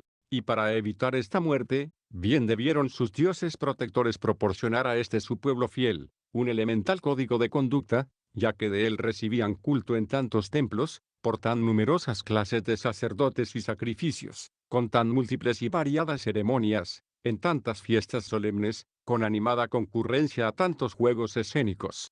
Pero en todo ello los demonios nada buscaron, sino hacer su propio negocio, sin preocuparse de la moralidad de su vida, más todavía, procurando incluso que vivieran perdidamente, al tiempo que sus subordinados, bajo la presión del miedo, les rendían en su honor todo aquel conjunto de ofrendas, y si les dieron tal código, publíquese, demuéstrese, léase, que leyes dictadas por los dioses a la ciudad conculcaron los gracos, cuando todo lo revolucionaron con sus banderías, cuales Mario, y Cinna, y Carbón, que llegaron hasta las guerras civiles, emprendidas por causas, las más injustas, cruelmente mantenidas y más cruelmente terminadas, y cuales, en fin, el mismo Sila, cuya vida, costumbres y hazañas, según la descripción de Salustio y demás historiadores, merecen la repulsa universal. ¿Quién se negará a reconocer que aquella república estaba ya muerta en ese período? 2. A la vista de una tal calaña moral de la sociedad, tendrán la osadía de salirnos al paso en defensa de sus dioses, como es su costumbre. Con esta sentencia de Virgilio, se han ido retirando todos los dioses que mantenían erguido el imperio, y han abandonado sus santuarios y sus altares. En primer lugar, si así ha sucedido, no tienen por qué culpar a la religión cristiana de que sus dioses, molestos por su presencia, los han abandonado, puesto que sus antepasados, con su conducta inmoral, ya hacía mucho tiempo que habían espantado de los altares de Roma, como si fueran moscas, a aquella caterva numerosa de insignificantes dioses. Pero todo este enjambre de divinidades, ¿dónde estaba cuando, mucho antes de que se corrompiesen las antiguas costumbres, Roma fue tomada e incendiada por los galos? A lo mejor se hallaban presentes, pero durmiendo. Toda la gran urbe cayó entonces en poder de los enemigos.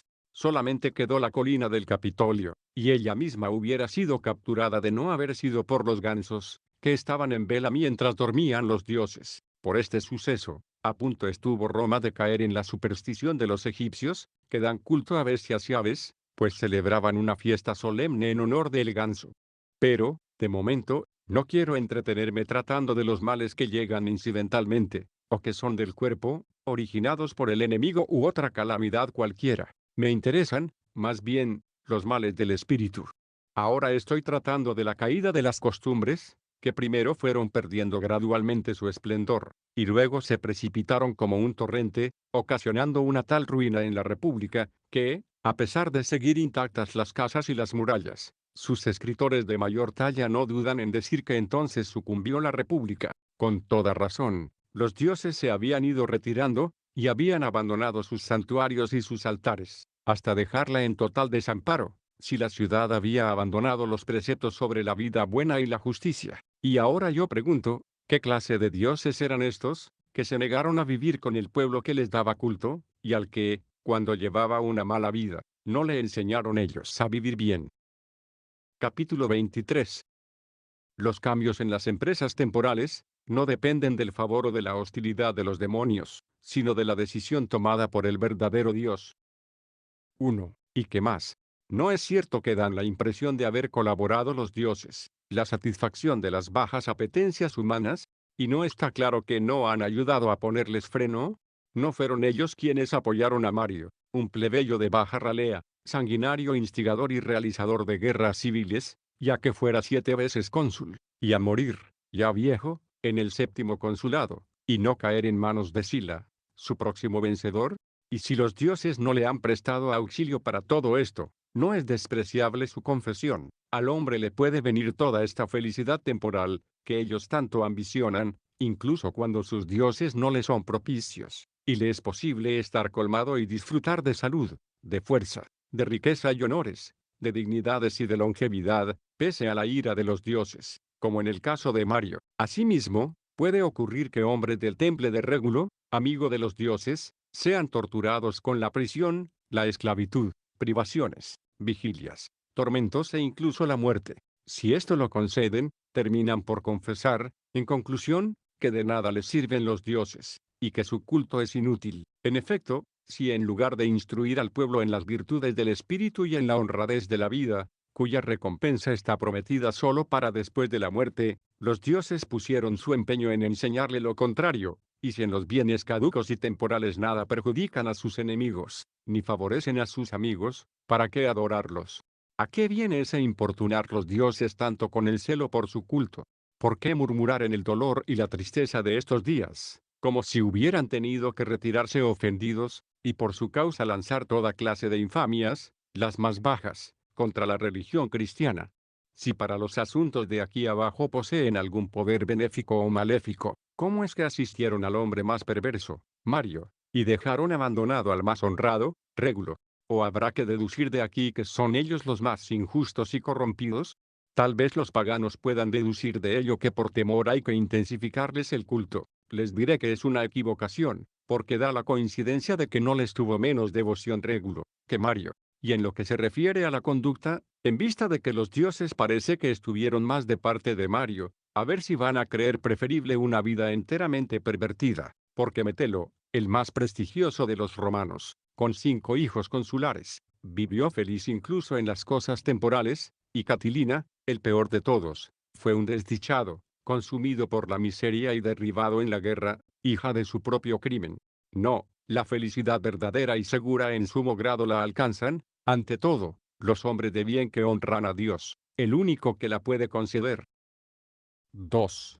Cuando aquella república estaba en trance de perecer, corroída por la inmoralidad social, nada hicieron los dioses para orientar o corregir las costumbres, y evitar así la catástrofe. Es más, ellos han favorecido su bajeza y su corrupción, atrayendo la catástrofe. Así que no se hagan los buenos, como si hubieran tenido que retirarse ofendidos por la depravación de sus ciudadanos. Allí estaban ellos bien presentes, ellos mismos se delatan y quedan convictos, no fueron capaces ni de prestar ayuda con preceptos, ni de pasar inadvertidos callando.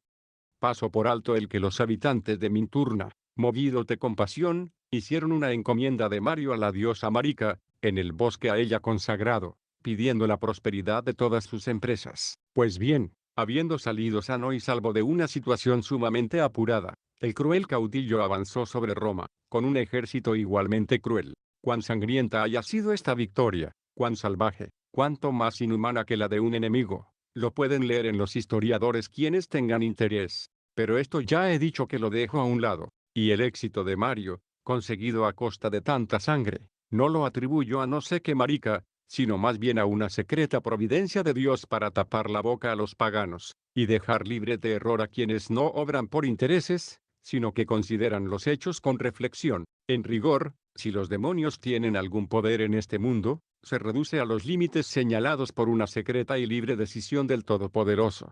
Así que no vayamos a sobreestimar la felicidad terrena, que con frecuencia se concede a los malos, como en el caso de Mario, ni tampoco la lleguemos a tener como algo detestable, puesto que vemos como muchos hombres religiosos y honrados, adoradores del único Dios verdadero, la han disfrutado en abundancia pese a la oposición de los demonios.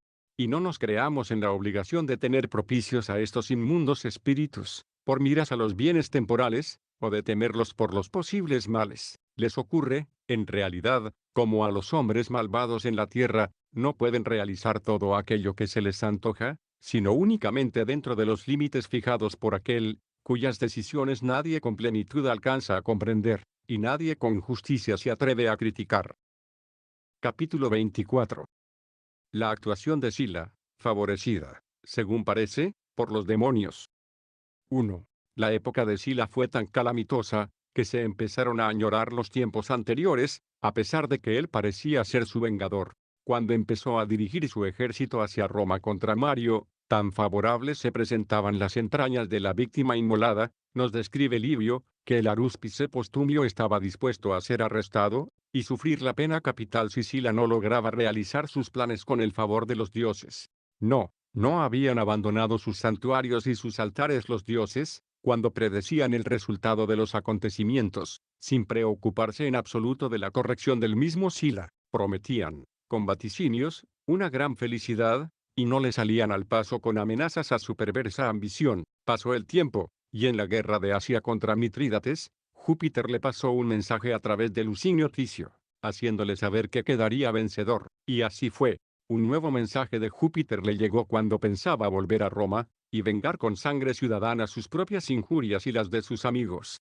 Fue por medio de un soldado de la Sexta Legión. Antaño le había vaticinado la victoria sobre Mitrídates, y ahora le prometía el poder suficiente para recuperar de sus enemigos el dominio sobre la República, pero no sin gran derramamiento de sangre. Interrogado el soldado sobre el aspecto que presentaba Júpiter, Sila recordó ser el mismo que ofrecía el del anterior vaticinio, según las referencias del intermediario, cuando le anunció la victoria sobre Mitrídates.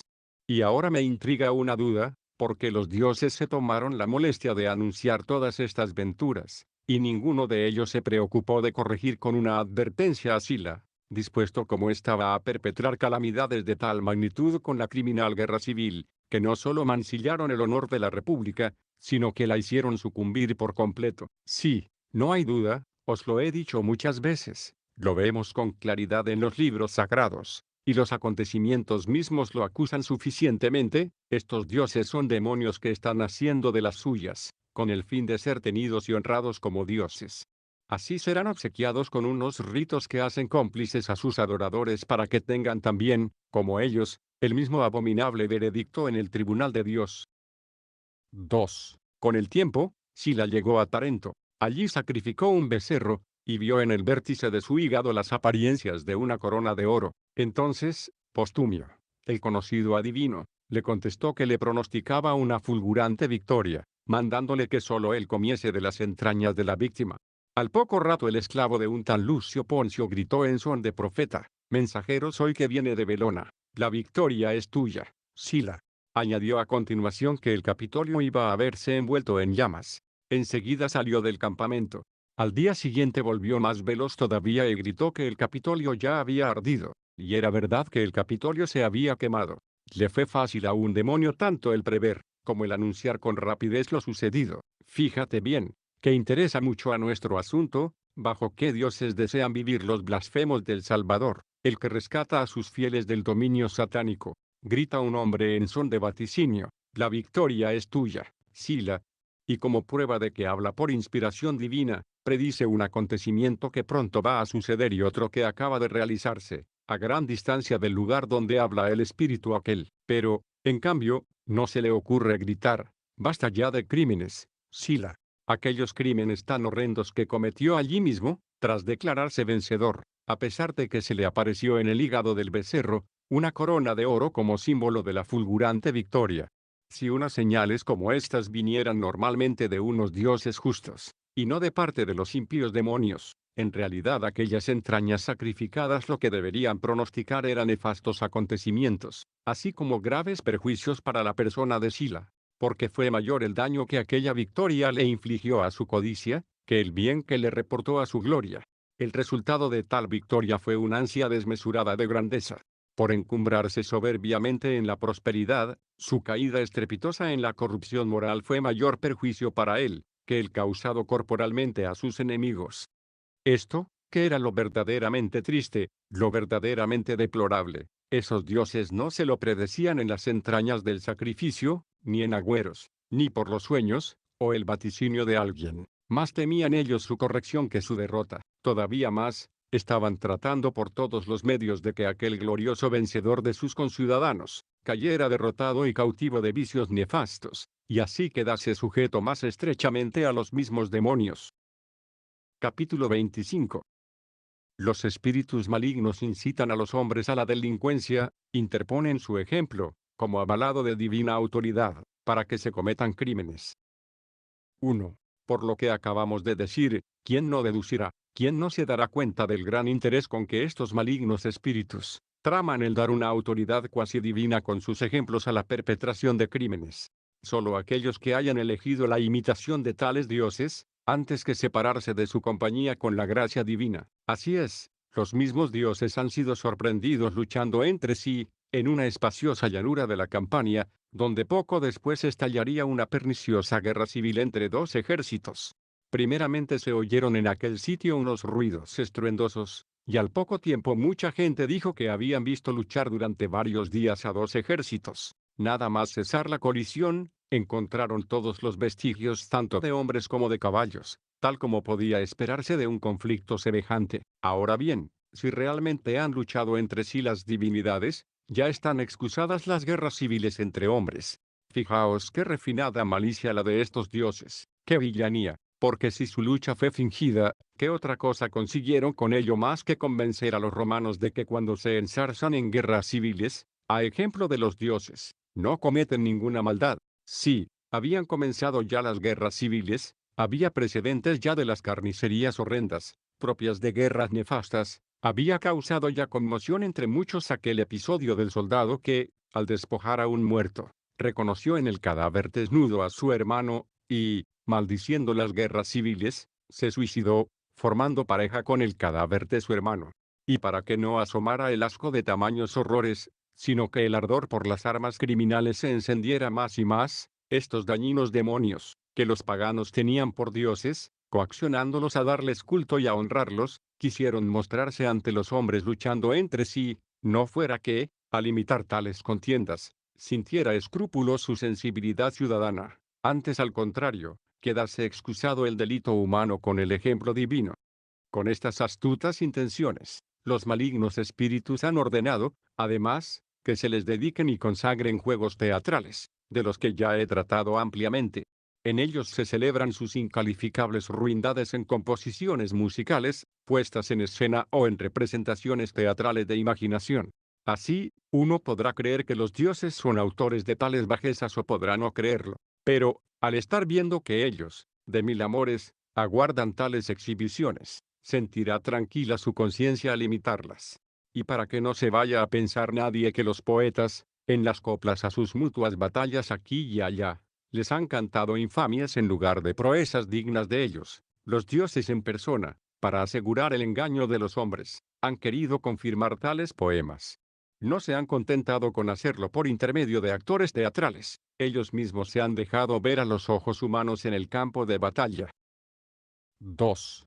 Nos hemos visto en la necesidad de decir todo esto porque sus propios escritores no han dudado lo más mínimo en decir y en consignar por escrito, que el Estado romano, a causa del grado sumo de corrupción moral de la sociedad, había sucumbido y nada quedaba de él antes de la venida de nuestro Señor Jesucristo. Esta enorme pérdida no se la imputan a sus dioses quienes, en cambio, sí achacan a nuestro Cristo las desgracias pasajeras, que no pueden ser la perdición de los buenos, ya continúen con vida o sucumban a su peso. Es un contrasentido, sabiendo que nuestro Cristo multiplica los preceptos a favor del más intachable comportamiento, y en contra de la perdición de costumbres, al paso que sus propios dioses nada han contribuido con preceptos parecidos en favor de su pueblo fiel, para evitar la ruina de la República. Peor todavía, han contribuido eficazmente a su perdición corrompiendo sus mismas costumbres con la pretendida y nefasta autoridad de sus ejemplos. Nadie, pienso yo, tendrá la osadía de afirmar que pereció entonces la patria, porque se han ido retirando todos los dioses, y han abandonado sus santuarios y sus altares, como si estos aficionados a la virtud se hubieran sentido ofendidos por los vicios de los hombres. No, no fue así, todo ese número de señales en las entrañas de víctimas, en los augurios, en las predicciones, por las que ellos intentaban darse aires jactanciosos de ser videntes del futuro, y apoyo en las batallas, que hacen sino demostrar su presencia. Si de veras los dioses se hubieran marchado, con menos furia se hubieran estado abrazando los romanos por la guerra civil, atizados por sus propias pasiones, que por la instigación de los dioses. Capítulo 26.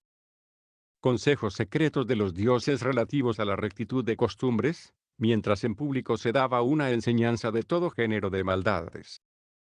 1. Estos son los hechos. En pleno día, delante de todo el mundo, se presentan las indecencias, mezcladas con crueldades, las infamias y los delitos de las divinidades, sean auténticos o fingidos. Ellos mismos los exigen, y hay de quienes se nieguen a realizarlos. Se han hecho ya famosos, al estar consagrados y dedicados a ellos en fiestas solemnes, determinadas y fijas. Hacen desfilar toda esta inmundicia ante los ojos de todos, como espectáculo que se propone para su imitación. Ahora bien, ¿cómo es posible que estos mismísimos demonios, que con sus bajas pasiones se declaran a sí mismos espíritus inmundos, que dan testimonio de ser ellos los autores de la vida criminal y disoluta con sus infames hazañas, históricas o imaginadas, que solicitan a los desvergonzados y coaccionan a los honrados para que se las representen como espectáculo. ¿Cómo es posible, digo, que a estos mismos se los presente dando no sé qué preceptos morales, en los más secretos escondrijos de sus santuarios, dirigidos a un cierto número de llamémoslos elegidos y a ellos consagrados? Si es así, hemos de caer en la cuenta de que se trata de la más ladina perversidad por parte de estos espíritus detestables, y hemos de ponerla en evidencia. En efecto, está la fuerza que encierran la honradez y la castidad, que todo o casi todo ser humano aprecia en su intimidad los elogios por estas virtudes, y por más vicios torpes que lo tengan dominado, no se llega a perder el sentido de la honradez. De ahí que la malicia de los demonios nunca llegaría a realizar sus planes de impostura, si a veces no se disfrazase de mensajero de luz, como se dice en nuestras escrituras. Fuera de los santuarios, las muchedumbres se enloquecen en el bullicio estrepitoso, ya célebre, de obscenidades impías. Dentro, apenas en voz baja se pronuncia el nombre simulado de castidad a unos pocos, a lo vergonzoso se da publicidad, y a lo laudable clandestinidad. El decoro es latente, y el desdoro patente. El mal que se practica reúne a todo el mundo como espectador, el bien que se predica apenas encuentra algún auditor, como si la honradez nos diera vergüenza, y el deshonor gloria.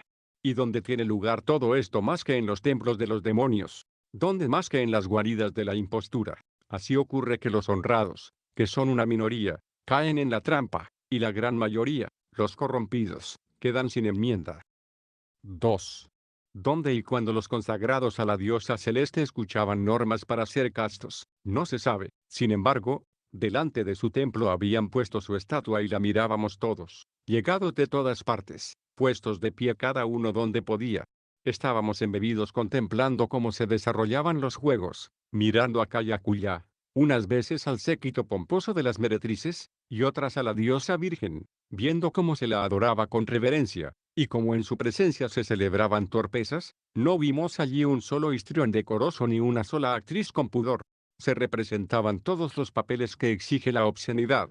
Se conocían los gustos de esta virginal divinidad, y se exhibía todo lo que hubiera hecho más experta a una casada, al volver del templo a su casa. Algunas más pudorosas volvían el rostro para no ver los lascivos gestos de los actores, al tiempo que con una furtiva mirada iban aprendiendo los ardides del vicio. Realmente les daba rubor entre los hombres tener la osadía de mirar frente a frente aquellos movimientos obscenos, pero mucho menos se atrevían a detestar con una castidad de corazón aquellos ritos en honor de la diosa por ellas venerada. Estos hechos se proponían a la enseñanza pública en el templo, y para ponerlos en práctica se buscaba al menos un rincón en casa. Hubiera sido demasiado heroísmo para el pudor humano, si es que allí quedaba algún rastro, que los hombres no cometieran libremente las humanas vilezas, aprendidas de los dioses en un ambiente, incluso de religiosidad, y con la amenaza de su cólera si no procuraban, además, exhibírselas.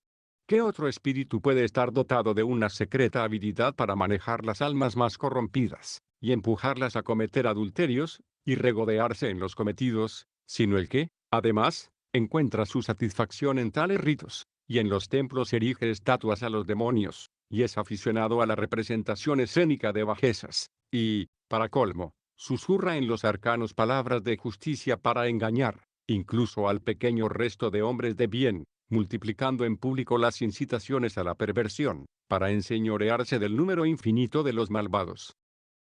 Capítulo 27. El rango del sagrado, concedido a las obscenidades teatrales para aplacar a sus dioses, constituye un quebranto de la moralidad pública. Aquel hombre tan ponderado, aunque filosofastro, Cicerón, en vísperas de ser edil, clamaba ante los oídos de la ciudad que, entre otras responsabilidades de su magistratura, pesaba sobre él aplacar a la madre Flora con la celebración de juegos. Estos juegos suelen celebrarse con tanta mayor devoción, cuanto más obscenamente se realicen, y en otra ocasión, durante su consulado, dice que la ciudad vivió en momentos de extremo peligro, y que se celebraron juegos durante 10 días, procurando no omitir cosa alguna que pudiera contribuir al apaciguamiento de los dioses. Como si a tales dioses no fuera preferible irritarlos con la temperancia, en lugar de aplacarlos con la lujuria, o provocar incluso su cólera con la honradez, en lugar de amansarlos con tan incalificable disolución. En realidad, los hombres, por crueles que se los imagine, causantes de la ira de los dioses, no habían de causar más daño que los dioses mismos al ser aplacados con vicios tan repugnantes. En efecto, al querer conjurar desgracias corporales que se temían del enemigo, el precio de la reconciliación con los dioses costaba la ruina de la virtud en las almas. No se prestaban a ser defensores de las murallas, si antes no lograban ser los destructores de las sanas costumbres.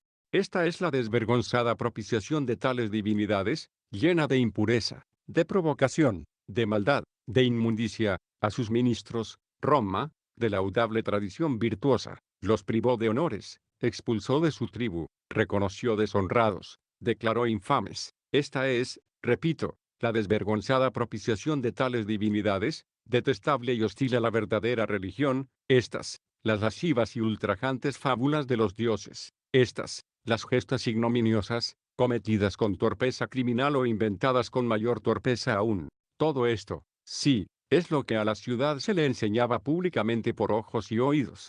Comprobaban ser del agrado de los dioses todos estos crímenes, y, por tanto, estaban en la creencia de que no solo había que exhibírselos, sino también imitarlos. No me refiero a la imitación de aquello no sé qué de bueno, al parecer, y honrado, que a tan pocos y tan a escondidas se decía, si es que se decía. Parecían tener más bien recelo de que fuese conocido, que de que no fuese practicado. Capítulo 28. La religión cristiana, portadora de salvación.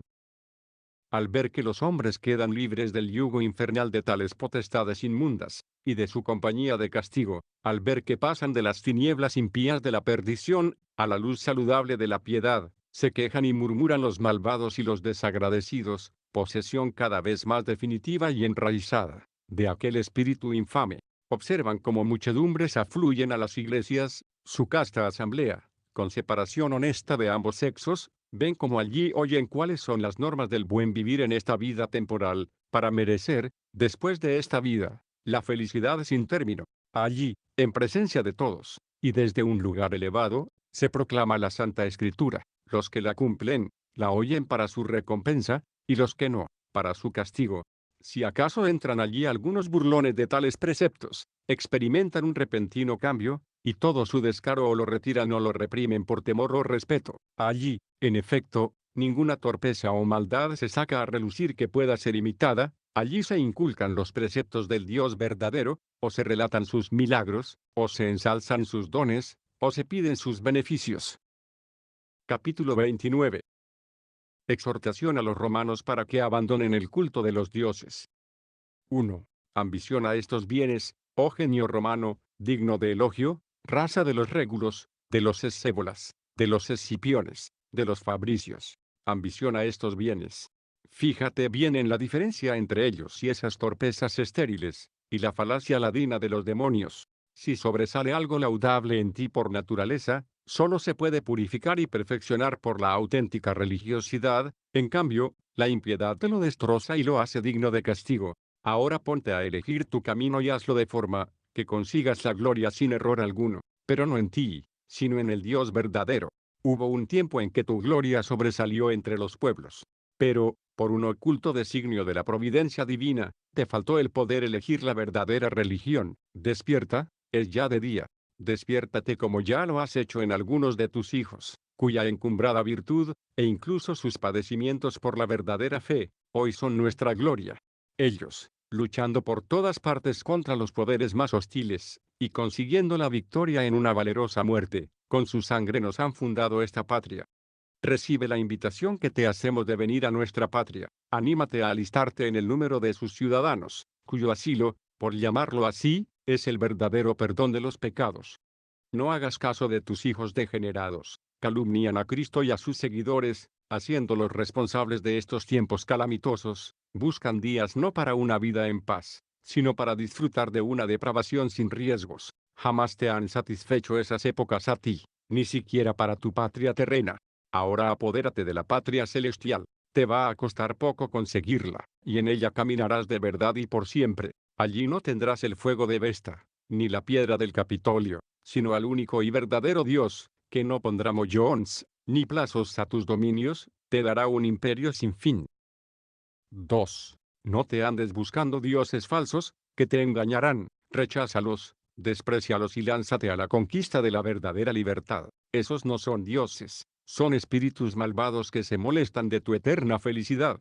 ¿No da Juno la impresión de haber visto con tan malos ojos a los troyanos, de cuyo origen desciende según la carne, por las fortalezas romanas, como estos demonios que todavía tienes por dioses? Ellos tienen envidia de todo el linaje humano, por sus moradas eternas. Tú misma diste un juicio acerca de ellos no muy descaminado cuando, al aplacarlos con juegos escénicos, quisiste declarar infames a los intérpretes de tales escenas. Sé libre a toda costa, pese a los espíritus de la inmundicia, que habían impuesto sobre vuestras espaldas la carga de celebrar con aires de sagrados ritos sus propias ignominias. Apartaste de todos tus cargos honoríficos a los intérpretes de los crímenes divinos, suplica al Dios verdadero que aparte de ti esos dioses que se complacen en sus propias infamias, sean ellas verdaderas, lo que sería el colmo de la ignominia, o sean ellas falsas, lo que sería el colmo de la astucia.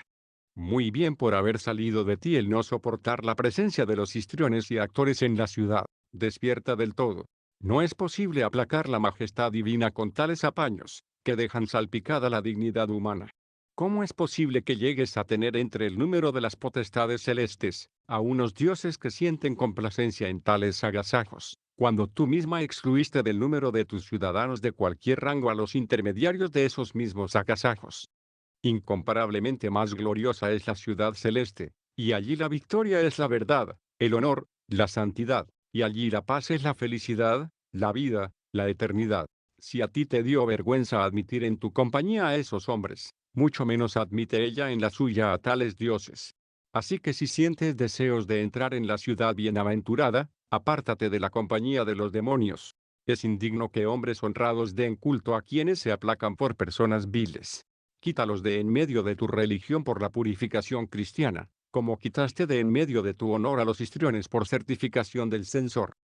No tienen estos demonios el poder que se les atribuye sobre los bienes corporales, objeto exclusivo del placer de los malvados, ni sobre los males corporales, objeto exclusivo de rechazo para ellos. Es más, aunque lo tuvieran, sería preferible despreciar tales bienes o males, antes que darles culto por su causa, y, como resultado, vernos en la imposibilidad de conseguirlos por envidia de los dioses. Pero tampoco en los valores de aquí abajo tienen ellos el poder que los paganos les atribuyen.